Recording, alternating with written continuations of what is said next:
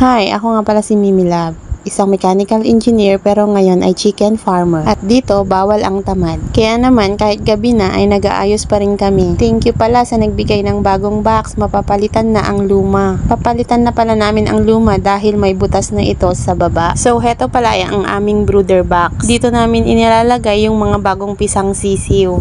At dahil mahaba ito, hinahati namin. At yung kalahati ay nilalagay namin yung mas magulang na sisiw.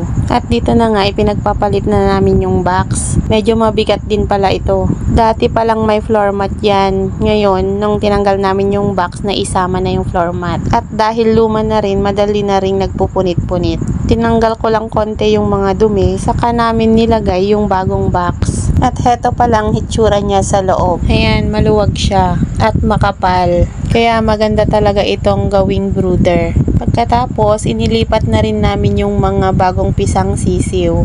So, nasa loob din sila ng isang box kasi wala pa akong stock ng beddings. Kaya for the meantime, dyan muna sila sa maliit na box. Nilagyan ko siya ng ginunting na papel para yun na yung magsisilbing beddings nila. Sa kabila naman, nilagyan na lang ng karton.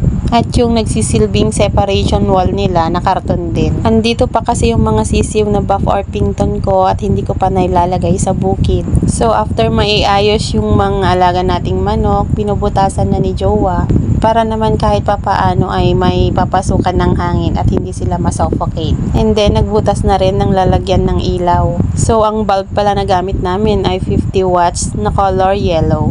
So, yan pala ay 24/7 na nakasaksak kapag wala pa silang 1 month.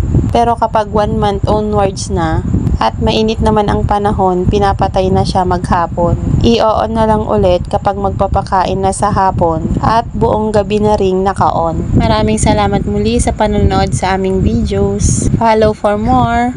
Padayon.